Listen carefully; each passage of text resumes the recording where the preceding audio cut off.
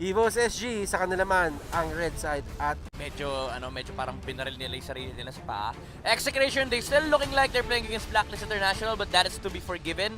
Knowing na, again, Evos SG adapted a lot. Uy, kita tayo sa screen tong ano. Uy, pero bakit sa atin nanonood si SG? Wow, Ibang team yan. Oh, wait, ibang team ba yun? Ibang team yan. Oh, okay, they still ban out the glue. Evos SG respecting the hero pool of Execration. Pero remember, Execration, their first pick. Ang daming first pick material ni Execration. There's the Lunox, there's the Selena, there's the Kufra, and there's also the Benedetta. And looking at the bans right now, no, it was SG, Execration. As you said earlier, Midnight, talagang they're looking towards the same type of bans. And feeling ko, Evos SG, they're still quite confident on how they drafted in first game. Alam nila that it should have worked out for them, pero hindi gumana. They're still sticking to what worked, at least on the most part, and maybe adjust yung mga konting microplay na nagkamali sila na mamaya pa natin makikita. Execration, tatanggalin nila ulit ang Matilda. This is very much identical sa first game bans natin for Execration. Yeah, yun yung sinasabi natin kanina na sobrang typical nito for Execration, that they opt to ban out the Matilda as last kasi tinitignan nila yung viable options, especially when they're second pick. Talagang hindi nila pinapakita yung Matilda ban kasi they want to pressure the first pick team to pick up the Matilda. Now they're on the first pick, they're telling Evos SG na wala kaming balak mag-Matilda like ever, like legit, no? Kasi again, ang mga first pick materials dito for Exe is the Selenas, Lunox, okay, there you go, the Eve ban. Evos SG opted to ban out the Eve. This is probably a Selena first pick for Execration. Let's see. first 3 bans for both teams natanggal na nila, and Execration taking their time, hindi sila nagmamadali. Ang daming options na open. You still have the Benedetta, you even have a Jawhead. You can even pick a Kufra if you want to. Ang dami talagang pwede. Well, for the side of Evos SG, para sa akin, napaka-familiar na opponent yung ganitong drafting na ginagawa ng Execration. It's like you drafted for your grand finals para sa side ng Execration. And Execration, feeling ko nga pwede pa nilang ilabas. Sa tingin nyo ba may ilalabas pa silang Bane Faramis dito? Pag nag-first pick Selena sila pa, Hindi. Mukhang ilalabas nila ang Jawhead. Magkakaroon ba ng seminar dito si Chakno kung paano mag-Jawhead? And Execration, they definitely go for aggressive playstyle. And ito, napaka-aggressive ni Jawhead, especially if early game ang usapan. Kanina nga lang Midnight, Evos SG, they got the Jawhead pero hindi tayo nakikita ng aggressive rotations from Evos SG. They used that Jawhead a little bit defensively at talagang nag-go lang sila for skirmishes on actual big fights. Well, again, that's the problem of facing a Grok as a Jawhead. You can't literally make any offensive moves without a flicker. Kasi yun lang yung option mo na mag-flicker ka, hanapin mo yung target sa likod ni Grok, then try to take down that target. Kasi nga, ang ginagawa lang ni Chakno is parang dito. Now, I like the Jawhead first pick from Execration. This is them understanding that Evos, SG, or Singapore in general doesn't really pick the Selena on the first 2 picks. Lagi nilang tina-third pick si Selena or banned on the second phase. So they opted to go for the Jawhead para makuha nila yung maximized hero pool with Chakno, and they let go of the Granger Benedetta para makuha nila yung Selena. So this is overall good understanding from Execration as to how Singapore likes playing with the 2 picks on the red side. This is quite scary for the side of Execration. This is the tempo setting heroes na hinahanap ng Execration. If they ever command yung rhythm nga, katulad sinabi natin, if they want to be aggressive, they can. But right now, hero stats ni Harith, it's a 100% Okay na. Pwede na. Pwede na. Ano pwede na? Hindi ko Pwede nakita. na. 100% win rate si Harith. Nako, syempre, 1 game pa lang, pero 100%. 4 games. 4 games. 4 games na ba? 4 games. So, match 4 na. Ayo nga pala, sorry. Akala ko for this match lang, pero yeah, Your 100% team is win rate on this Harith plus a Selena pick from etong Max. So, nabanggit ni Butters dito na merong tempo control ang Evos SG. But for Execration, feeling ko, yung tempo control nila, may skill shot lang. Kumbaga, pag kumagat ang kanilang Abyssal Arrow o kumagat yung eject sa tamang target, mabibreak nila yung tempo na meron ang Evos SG. But I love this Popol and Krupa pick, Talagang gusto nilang tapatan ang ibibigay ng Selena. And Popol and Krupa, Evos SG, that is going to be their Your pick. team is banned. And Execration, Lunox naman na kanila tinanggal. Well, for Evos SG, tinanggal nila yung Lord na pwedeng gamitin ni Kel VJ. Actually, I like the Popper and Copa pickup from Evos SG. There's no Farsa potential anymore as they already saw Selena and Harith. Now you have to take out the Lancelot of KLBJ.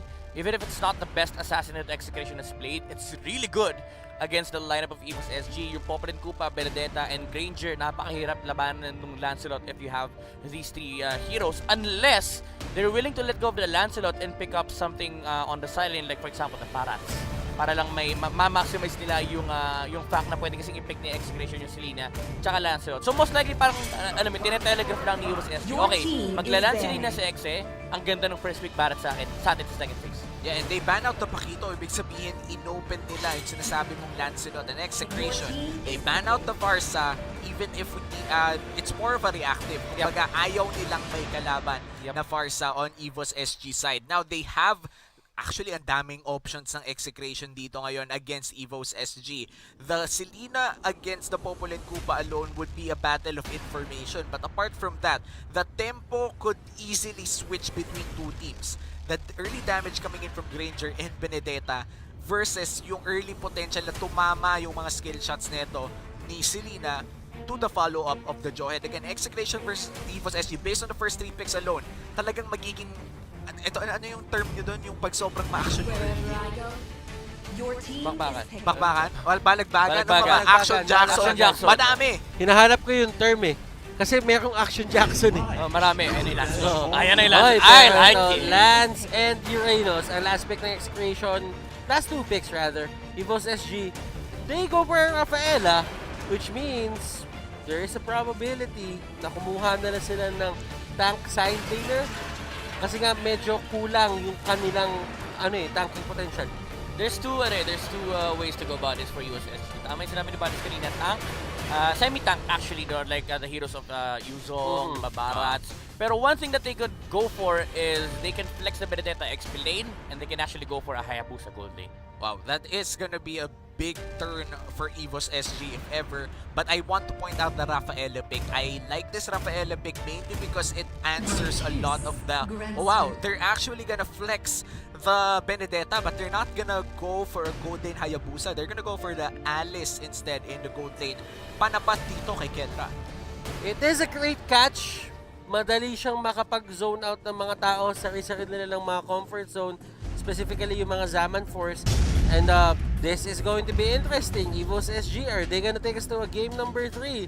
But right now, we will introduce the players with their heroes at kung hindi tayo papasok sa Land of Dawn, yung bilog na naman ay lalabas anytime soon. Nasaan yung sound effect? Hindi nyo naman ginawa eh. Ba't yung sa akin inaasa lahat? Ay, pasensya na kapatid. Papasok na tayo sa ating game number 2. Ano yan? Ako na play-by-play, ako pa sound effects? Syempre. Siyempre, kaya ka nga alam mo, dagdag bayad yun. Dagdag 500 per game. 500 per sound Okay. effect. Pero mamaya na tayo sa sound effects. Let's head out to the Celestial Palace for game number 2 ng Evos SG versus Execration. And at I think this is standard rotations coming in for the side of Evos SG. Medyo gusto lang nilang maging safe, kumbaga. Tinitikitan na nila si Granger. Alam nila kung ano nangyari ng game 1. Yeah, you know what? Honestly, I would have preferred the Esmeralda pick for Evos SG over the Alice. Kasi gets ko yung idea. You're against Uranus, pero you're also against a Harem. Medyo losing match na kagad yun for Evos SG. Esmeralda was the perfect pick if they want to go that route, no? Yung mage side lane na kaya lumaban against Execration. But then again, what Alice provides for Evos SG is the constant lane pressure and the mobility factor of the hero. Something that is really important against the likes of Selena's, Lancelot, even against the Jawhead. And Evos SG right now, girl, mukhang babagsak pero very low HP lang pala. Good thing meron siya Purify doon just to bail himself out. Pero kasi ang papansin mo dito for Evos SG, dalawang Purify na nila ang down. And this is gonna be big for Execration dahil ang first turtle natin mag-spawn ng 35 seconds from now at medyo malayo pa ang cooldown ng Purifies na yun. It's gonna be a big advantage for Execration. Kendra, confidence showing already with that TP. Binabawian kaninong game 1, pinatay mo ako. Ngayon lugi ka sa akin sa matchup, takot ka sa akin. Pero alam mo, focusing on Evos SG a bit more dito, Soul, he is one mean Benedetta player. Isa to sa mga favorite heroes niya, ginamit niya to halos dati.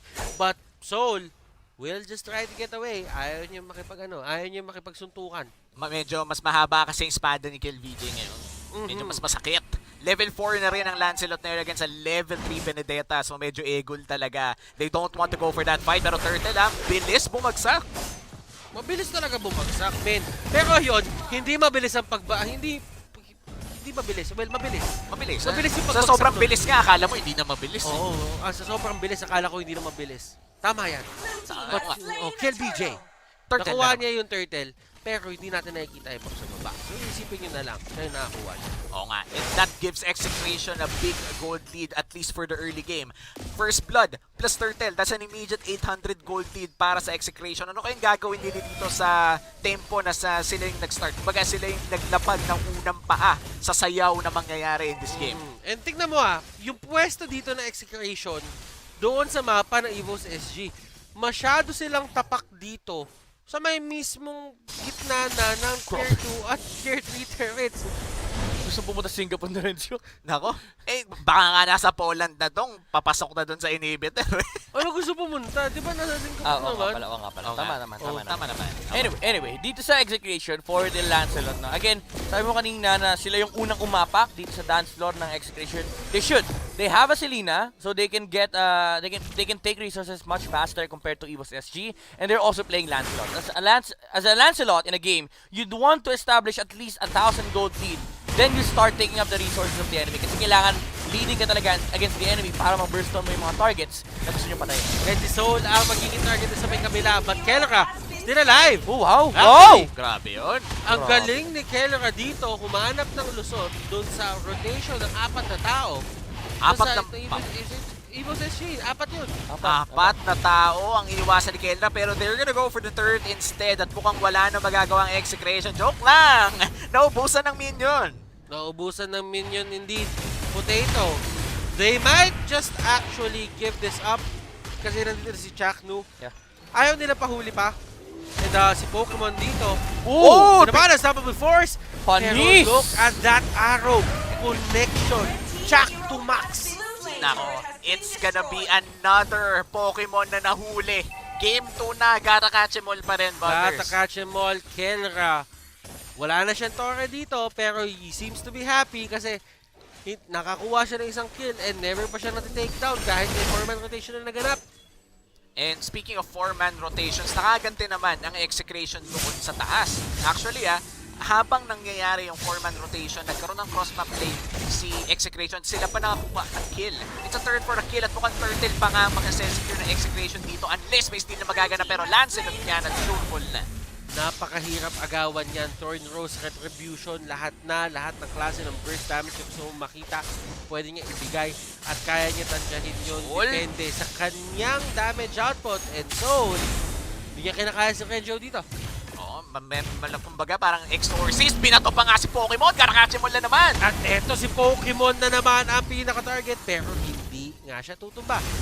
And speaking of tutumba, at mukhang tutumba dito si Sol, pero grabe, ang daming Phantom Execution in! And girl, Potato, Kiel. sila ang target dito ni Kiel, pero Kiel forced to go out. Grabe yung ruta niya doon. Grabe yung ruta niya doon. Nakita mo ba yun? Oo, para naka-GPS to. Naka-GPS. Lumiko, pagdating sa ganyan. Never ka pwedeng mawala. Sabi sa kanya ng GPS niya doon, pagka-dash mo kay pagka-dash mo kay Pokemon, turn left. Tapos, turn right. Si Chaknu, nakahuli ng isang member dito. Soul goes down, Pokemon goes down, and KLVJ once more! Definitely once more! And kinagat siya ni Kichudog. Masyadong mabilis palibasa, naka-smart 5G. Sobrang bilis talaga ng pasok doon ni Kuya mo KLVJ, pero nakakagat Kumbaga, alam mo yung pag tumakbo ka ng mabilis sa aso, mas nalo kang hahabulin. Pero sa side track ko lang kayo sinolo kill ni Entomax si Soul sa top. Oo nga Nako, alam mo tama, pag-usapan natin yan. Sinolo kill nung Selena, yung Benedetta. Gaano ka kalupit para magawa mo yun? Si Renjo dito, naiwasan lahat ng bullets, pero yung last bullet pala ay tatama pa rin. Nagantay si Potato na mahawakan ng alis para straight line, hindi niya kailangan mag-isip kung saan niya itapon. Oo, kung yun yung tipo na pag hindi pa tumama, kasalanan mo na yun. Wala nang slow, na-snare pa nga, Potato, he lands all of the bullets at mukhang papasukin dito si KLVJ. Phantom Execution in! At gusto niya lang talaga mag-take Arrow. down nung ganong mga minions. Pero, wow, Evos, JPL, tatakbo lang sila. And it seems to me na mas magiging maganda para sa kanila yung pag-take down ng turrets at pag-control ng mapa. Yeah, again, bumabalik tayo sa signature playstyle ni Evos SG, yung constant pressure sa objectives. And this is where you start seeing the benefits of having an Alice. Kahit hindi ganun kaganda yung start niya sa laning stage, the presence, no, yung threat, na kapag nag-objective sila, may isang hero na pwedeng biglang pumasok against Execration. And Jack 2 going in, ladies and gentlemen. At Ano? sa daming Wow! niya. And Kelra, Zaman Force, hinahabol si Potato, and Potato can get out. Si JPL ang pinaka-next target para sa kanila, and Jack 2, yung hinahabol kanina, siya na ang nahahabol pabalik. At tatakas na sila doon, keeping the casualties low. Nawala man sa kanila si Etomax, pero nakuha. Isa pa! Pero sinamahan mo pa ng isa. Makulit, makulit. Pumasok pa ulit at binigyan ng Execration. And Execration akala mo malapit nang bumagsak si Chakno pero hindi siya bumagsak ng walang ganti. Flicker out, binalik, Naku po, binalibad sa Pokemon. buong tropa. Pokemon na naman! At ang dami sana pwedeng puntahan ni Pokemon doon. Kaso hinarangan lahat ni Etomax. Nako. And Execration, they definitely control the tempo right now. 3K gold lead and a 7 kill lead as well for Execration. At lahat ng turtle sa kanila din napunta. Yeah, honestly, this is something that you would expect on the side of Execration whenever they get Joed and Selena. And gusto ko yung item build-up ni Renzo, yung Brute Force breastplate first item. Siya yung kumbaga parang CCTV naman this time around, hindi na si Chakno. Kasi ang trabaho ni Chakno dito is to set up and make sure na may mapapatay kagad sila sa side ng Evos SG. Kaya ang ganda nung play niya kanina, nung akala natin si Execration yung lugi. Pero pumasok pa si Chakno, sabi niya, akala nyo, di ako lalaban ha. Tinapon niya pabalik si Potato para maabot siya ni LBJ at ni Kelra. Slowly but surely, yung members dito ng Evos SG, kumukuha sila ng torre left and right. Habang si Renzo naman, kinokontrol niya itong baba para makuha yung mga turrets. Renzo? This looks like the second turret at 1/4 HP. Hindi pa tutumba dito, pero sabi nila Kelra, sige, may sumagot doon. Kunin na natin itong nasa taas at palitin na natin ang mundo ng Evos SG. Dami, kunwari na lang, hindi ko nakita yung holy baptism na yon. But right now, there is a fight happening, ladies and gentlemen. Evos zone. Next target, Kelra, is going crazy sa mga bagay na ginagawa niya dito. And I feel like Evos SG, they could have gotten that fight. Kaso hindi talaga tumama yung holy baptism ng Rafaela. If they got Kelra early with that ultimate, that could have been a different story. Pero nabigyan ng free reign si Kelra dahil nga dun sa hindi tumamang ultimate, Zaman Force na pag, only dash, only damage, and kita naman kung gaano nakasakit si Kelra at this part of the game. 5-0-4 unaharit. This is a dominating performance coming out from Execration, Evos SG. Considering na sobrang ganda ng start nila, it seems to me na hindi talaga nila mahawakan yung kalamangan na meron sila pagdating sa early game papuntang mid game. Yeah, medyo nakikita din kasi natin yung playstyle ng Evos SG. They're really Oy! not good. Tinamaan na Oh. naman! Sa Grabe, pool, isa sana pa. naman. Oh. Ay, mukhang may takas. Safe na. Efas siya doon, efas siya. Pero muntikan na naman ng Renzo. Makatakas Oh, kaya wow. siya dito. Final bullet pa tumama. But still, fact remains, kahit ma-take down yung si Renzo, there is still pressure on other sides of the map. And papansin ninyo, it takes a lot of resources. Ang daming resources na nasasayang kapag tinitake down mo ang isang Uranus at full HP. Yeah. And Takes again, a lot. we go back to the idea na si Evos SG, hindi nila talaga playstyle na kailangan nila protektahan si Potato. As much as possible, they want to be the ones who are putting the pressure against Execration. But then again, you are playing into assassins. Actually, ang daming pwedeng pampatay ng Execration to anybody on the side of Evos SG. Kapag tinamaan ka ng araw, patay ka. Pag nahuli ka ni Chakno, patay ka. Kapag nakita ka ni KLVJ, patay ka rin. So, ang daming options na Execration to get pickups. And at the same time, yung team fight nila, lamang pa sila kasi yung team fight ng Evos SG, it's an Alice, and you naturally just lose to a Harith. And looking at the stats right now for Evos SG, feeling ko hindi dapat sila kukulangin sa damage. But then again, the Benedetta is 0-4-0. Dapat hindi sila kinukulang sa damage dito. They have 2 supports, sure. Pero meron silang Benedetta. Kaso nga lang, 0-4-0. The moment na hindi magkaroon ng maraming items or at least 2 items on time ang isang Benedetta, medyo kukulangin talaga ang damage. Even when you land the Alecto final blow. But you do have to remember, late game potential, there is some in Evos SG. The Alice is there. Considering pa na talagang kailangan pang i-set up or kailangan pa talagang patagalin yung laro para sa kanila ngayon. But for the side of Execration, they do have the Harit. Meron pa silang Kel VJ dito at Etomax na kayang mag-pick up ng kahit sino at certain moments, and si Chaktu pwede pa siya maghain ng kills para sa teammates niya. Despite being dangerous for Execration, they will be securing this Lord, pero konti na lang eh. That could have been a 3v5 or a 3v4 for Evos SG, pero hindi nila kinuha. They didn't risk it. Yeah, things will about to become worse for Evos SG. Na-pick up na yung Divine Glaive kay Kelrad. That Harith, yung damage output itong taong to, it's gonna hurt a lot on the side of Evos SG. Yeah, si Sol tumatakbo, tinatakbuhan niya talaga at yung Evos SG, hindi na sila lumalayo doon sa kanilang base. Alam nila na sobrang daming pick of potential na meron niya yung Execration na isang maling tapak nyo lang, literal, kaya kayo pasabugin. And Renjo gets out, pero nahuli sa likod si Potato at hindi ganun katagal yung pagkaka-disable sa kanya. Kenra, ayan, nakagante ng isa. Bagsak dito si Alice at mukhang Torre ang susunod nila. And that's a 1-4. Arrow? Wala namang nangyayari. Wala namang pala. Wala si Kala. Ang Wala bala, namang inambahan nangyayari. lang. Practice lang. Oh, kinagat lang. Konting pagpasarap. And as you can see, there is a Lord going for the turret doon sa may taas. And unti-unting nawawalan dito ng space ang side of Evos SG at tumama na naman kay Soul. Pero Soul is much more ready sa mga ganyang areas. Kumbaga parang may arrow to the heart, laging may arrow to the soul naman dito sa ating game. Grabe si Ito, Sobrang lalim naman. Sobrang lalim.